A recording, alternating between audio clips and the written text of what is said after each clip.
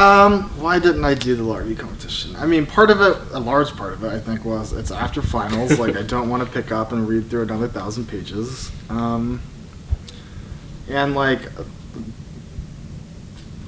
I wasn't sure that, like, being on law review would be that fun or that sweet. Like, there was a draw because it's, like, this prestigious institution and it opened some doors.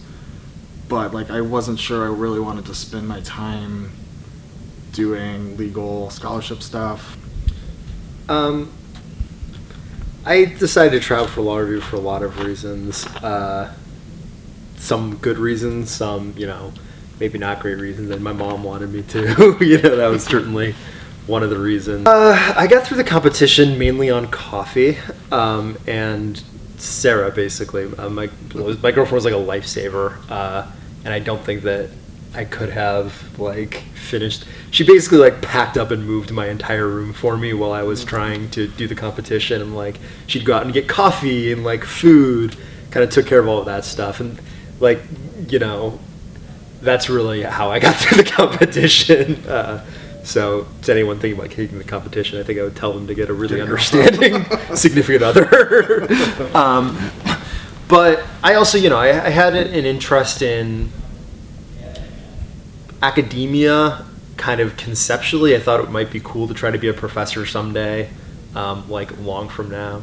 And I knew that if you want to do stuff like that it really helps to be on the review.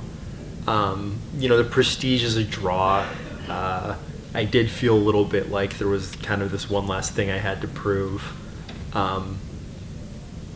And yeah, it was like the last big test. It was like, if you can do this, you can do anything. It was kind of how I felt going into it. Since getting on law review, I mean, it's overall been, I think, a positive experience for me. There's some ups and there's some downs, like there are with any experience. I think to some extent the process that people go through when they get into Harvard Law School, where suddenly you look around and you're like, wow, like everyone here is like so freaking smart, and how do I stack up? And like some of those pressures I feel like are like uber magnified by being on law review. I felt like, I feel more self-conscious as a member of law review sometimes than I think I would have if I hadn't done the competition, just because I'm universally surrounded by people who it's just like, okay, well, you're clerking for Kavanaugh, and then you're going to go clerk for the Supreme Court, and that's just like all another day's work, and you have 173 DSs and all that stuff. And, I felt like I did pretty good, but it wasn't like 173 DSs good. DS is a Dean Scholar. It's like the, the highest grade, and they give out, I don't know how many, a couple in a class or something like that. So obviously, my class has 9 girls in it, which I don't think anyone really sees as ideal. And it's been an issue that we've talked a lot about. There's obviously a lot going on campus right now with the Shatter the Ceiling events and things like that, with the WLA and the work they do generally. And, we want the review to be reflective of or leading. Like you want a body that is equal, and that's something that we've thought very hard about how to kind of do. And I can't speak for the law review as to like what is going to work and what isn't going to work. I can say that personally, I think that I don't think it's fair to blame the law review. I think there are a ton of problems in the way we teach the law. I think there are honestly problems in the way we practice the law. And there are a lot of problems in the way that just kind of as a society we treat women. And I think that at Harvard Law School and on the Harvard Law Review, we have like a responsibility to do what we can against that and to try to solve some of those problems. But those problems kind of pre-exist us. And I'm not trying to shirk responsibility. I also, I wasn't an editor last year. I was in the class that only had 9 girls elected. But do I think Harvard Law School should be 50% women? I think yes, absolutely. We're in a majority female society at this point, and by most measures, women seem to be trying harder, for lack of a better word. they're, as I understand it, enrolling in college at higher numbers, graduate schools in higher numbers.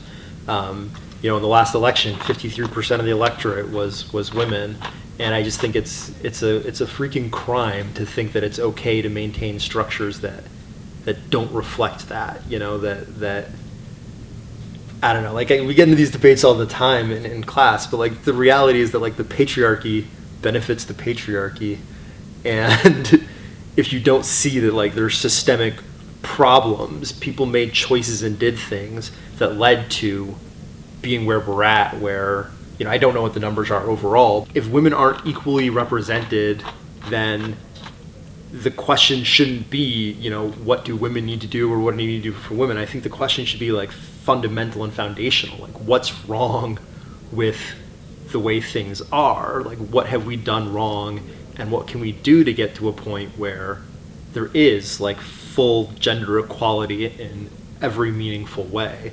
And I think that, quite frankly, we are at Harvard, and that gives us, like, that's a tremendous privilege, but it also just needs to be a tremendous responsibility. And we are, among, I don't know where I'm going to go with my life, but people from our class are going to be in positions of power and of influence. And I think that we need to use that. No one needs to go out and be a social crusader if they don't want to, but equality is too important. We need to recognize that we need to do whatever we can do to make sure that everyone has equal opportunities. I agree. I also think aside from like the moral question, there's also just a value loss. When you lose those voices at the table, you're just missing out on perspectives that I think, and that works to the detriment of the law school and to everyone, to the legal system as a whole. So I think separate from the moral question, there's also just that just practically is not an optimal solution. I was just going to say, I think that's particularly true with the law, and just kind of like